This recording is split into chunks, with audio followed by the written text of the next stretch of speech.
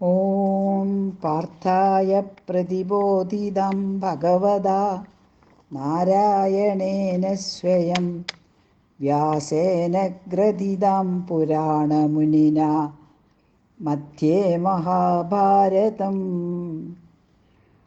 അദ്വൈതാമൃതവർഷിണീം ഭഗവതീം അഷ്ടാദശാധ്യായിനീം അംബ ത്വാമനുസന്തതാമി ഭഗവദ്ഗീതേ ഭവദ്വേഷിണീ. ഹരി ഓം. മക്കളെ, നമുക്ക് ഇന്ന് വിഭൂതി യോഗം എന്ന വളരെ സുന്ദരമായ അധ്യായത്തിലേക്ക് കടക്കാം. ഇതുവരെയായിട്ട് നമ്മൾ കണ്ടു എന്താണ് ഈശ്വരസ്വരൂപം. അത് 7-ാമത്തെ അധ്യായത്തിലും 9-ാമത്തെ അധ്യായത്തിലും നല്ല പോലെ പറഞ്ഞ് തന്നിട്ടുണ്ട് ഭഗവാൻ.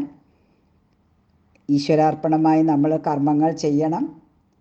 ഈശ്വരനെ സ്മരിച്ചുകൊണ്ട് ആ ഈശ്വര ഉപാസനയിലൂടെ നമ്മൾ ക്രമേണ ഉയർന്നു വന്ന് ഈശ്വരനും ഞാനും തമ്മിൽ ഭേദമില്ല എന്ന ജ്ഞാനത്തിലേക്ക് എത്തണം.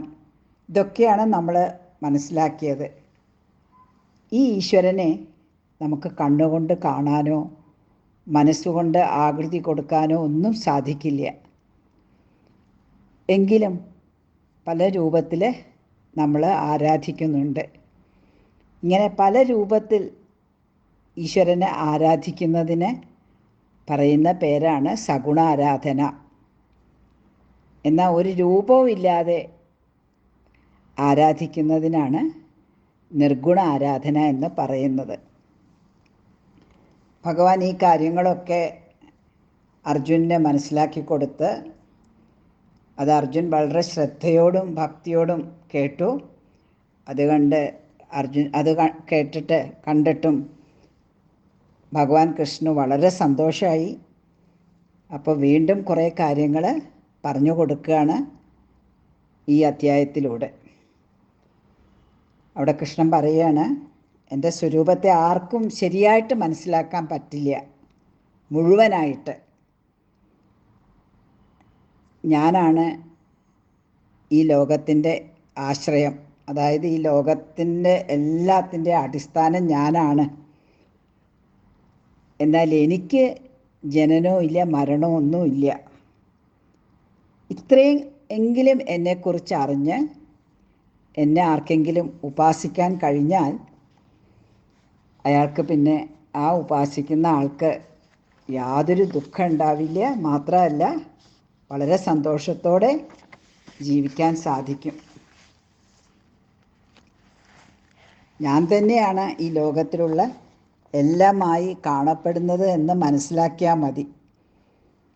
അപ്പോൾ എന്നെ ധ്യാനിക്കണമെങ്കിൽ നല്ല എൻ്റെ ഐശ്വര്യമുള്ള ഭാവങ്ങൾ, അതിനാണ് വിഭൂതി എന്ന് പറയുന്നത്. ആ വിഭൂതികളെക്കുറിച്ചാണ് ഭഗവാൻ ശ്രീകൃഷ്ണൻ അർജുനനെ ഈ അധ്യായത്തിൽ പറഞ്ഞു കൊടുക്കുന്നത്. അങ്ങനെ ആ വിഭൂതിയോടുകൂടെ വിഭൂതി ഭാവത്തിൽ ഭഗവാനെ ധ്യാനിച്ച് ആ ധ്യാനത്തിലൂടെ ഭഗവാനുമായി ഒന്നിച്ച് ചേരുന്നതിനാണ് വിഭൂതി യോഗം എന്ന് പറയുന്നത്. അപ്പം ഈ വിഭൂതി ഭാവം എന്ന് പറഞ്ഞു കഴിഞ്ഞാൽ ഏറ്റവും ഐശ്വര്യപൂർണമായ ഭാവങ്ങൾ. അതായത് നിങ്ങൾക്കിപ്പോൾ കുറേ ഉടുപ്പുകളുണ്ട്. പക്ഷെ ചില നല്ല ഉടുപ്പുകൾ ഇടുമ്പം നിങ്ങളെ തന്നെ കാണാൻ വേറൊരാളെ പോലെ ഉണ്ടാകും. അല്ലെ അത്രയും സുന്ദരനായോ അല്ലെങ്കിൽ സുന്ദരിയായിട്ടോ ഉള്ള ഒരു ഭാവം. അപ്പം അത് നമ്മുടെ മനസ്സിൽ വേഗം ഉറച്ചു നിൽക്കും. അതുപോലെ തന്നെയാണ് ഇവിടെ ഈശ്വരനും.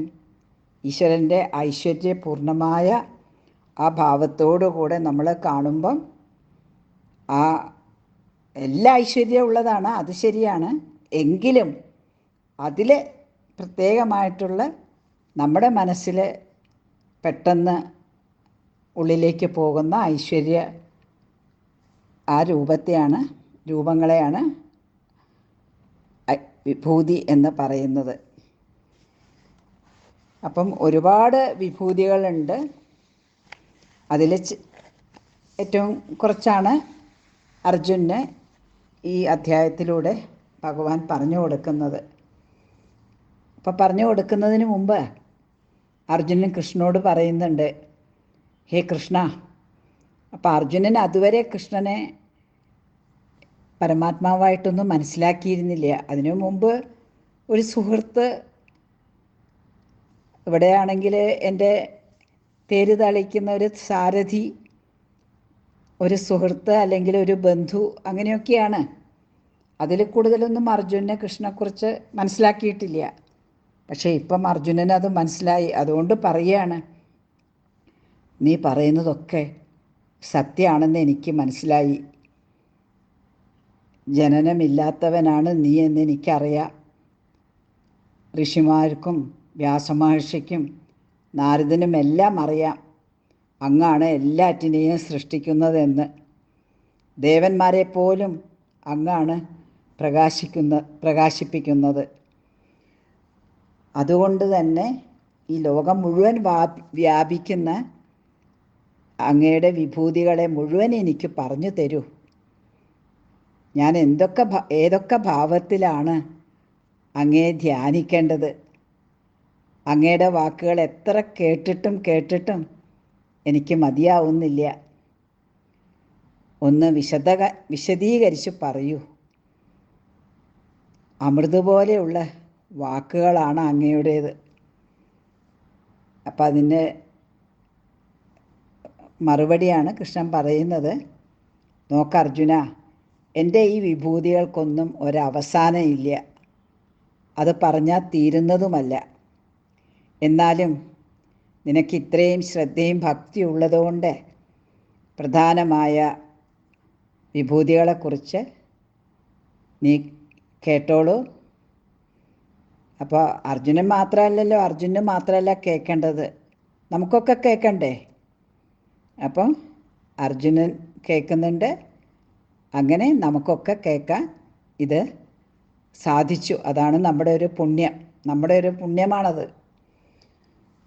ഈ അധ്യായത്തിൽ 20-ാമത്തെ ശ്ലോകം മുതൽക്ക് 38-ാമത്തെ ശ്ലോകം വരെ കുറേ വിഭൂതികളെക്കുറിച്ചാണ് ഭഗവാൻ പറയുന്നത്.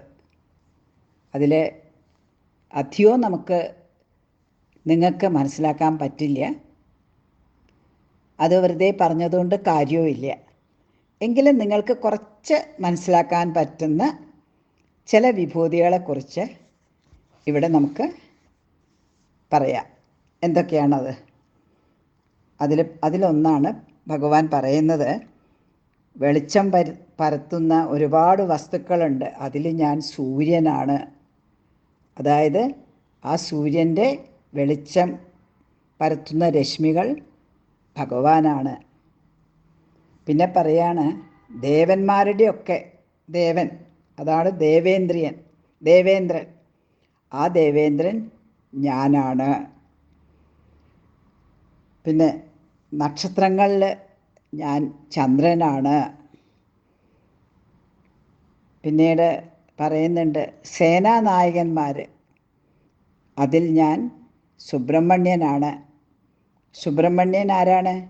ശിവൻ്റെയും പാർവതിയുടെ മകൻ, ഗണപതിയുടെ സഹോദരൻ. പിന്നെ പർവ്വതങ്ങളിൽ അനങ്ങാതെ നിൽക്കുന്ന പർവ്വതങ്ങളിൽ ഞാൻ ഹിമാലയാണ്. ഹിമാലയം ഒന്ന് കാണേണ്ടതാണ്. നിങ്ങൾ വലുതാകുമ്പം നിങ്ങൾക്കൊക്കെ പോയിട്ട് ഹിമാലയമൊക്കെ കണ്ട് സന്തോഷിക്കാം. പിന്നെ ഏകാക്ഷരത്തിൽ ഓംകാരം എന്ന ഏകാക്ഷരം, നമ്മൾ ഓംകാരത്തെക്കുറിച്ച് 8-ാമത്തെ അധ്യായത്തിൽ ഒന്ന് കേട്ടിട്ടുണ്ട്. ആ ഓംകാരം ഞാനാണ്, ഭഗവാനാണ് എന്ന് പറയുകയാണ്. പിന്നെ ഈ കാണുന്ന വൃക്ഷങ്ങളിൽ നമ്മളൊക്കെ പൂജിക്കുന്ന ഒരു വൃക്ഷമാണ് അരയാൽ. ആ അരയാൽ ഭഗവാൻ പറയാ, ആ അരയാൽ ഞാൻ തന്നെയാണ്. പശുക്കളിലാണെങ്കിലോ ഞാൻ കാമധേനുവാണ്. അസുരന്മാരിൽ വെച്ച് ഞാൻ പ്രഹ്ലാദനാണ്. പ്രഹ്ലാദൻ ആരാന്നറിയോ? ഹിരണ്യകശിപുവിൻ്റെ മകനാണ്. വലിയ വിഷ്ണുഭക്തനായിരുന്നു. ആ വിഷ്ണുഭക്തനായ പ്രഹ്ലാദൻ ഞാനാണ്. മൃഗരാജാവായ സിംഹ ആരാണ്? അതും ഞാൻ. മൃഗങ്ങളുടെ രാജാവാണ് സിംഹം. ആ സിംഹം ഞാനാണ്. പക്ഷികളിൽ വെച്ചിട്ട് ഏറ്റവും ഉയരെ പറക്കുന്ന ഗരുഡൻ ഭഗവാനാണ്.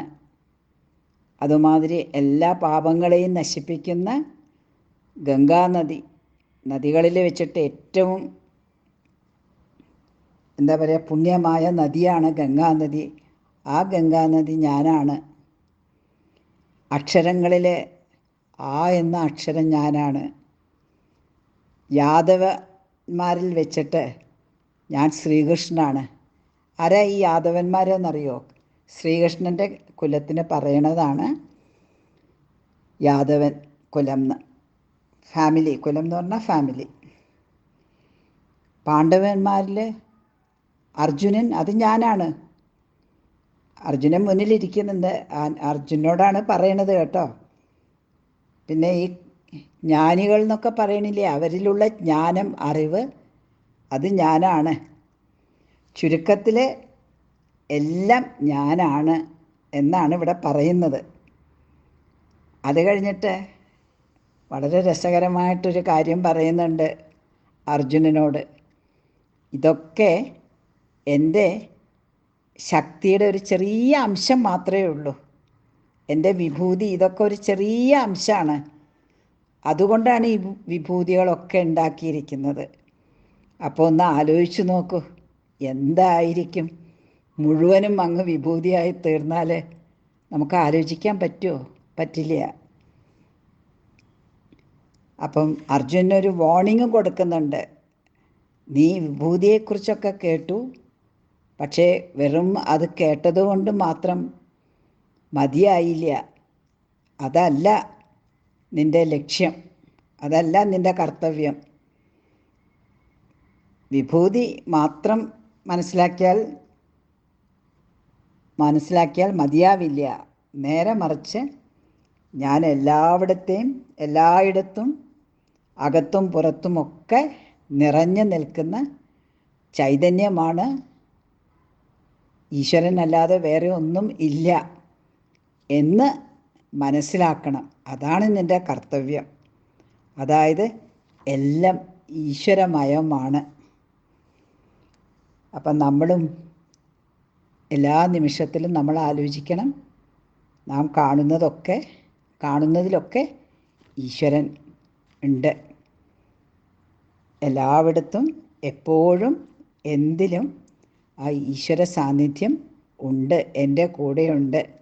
അപ്പോൾ പിന്നെ നമുക്കൊരു സങ്കടവും ഇല്ല, സന്തോഷമല്ലേ എപ്പോഴും ഈശ്വരൻ കൂടെ ഉണ്ടായാലുള്ളൊരു സുഖമൊന്ന് ആലോചിച്ച് നോക്കൂ. അതാണ്. അങ്ങനെ നമുക്ക് ഈ വിഭൂതി യോഗത്തെ മനസ്സിലാക്കാം.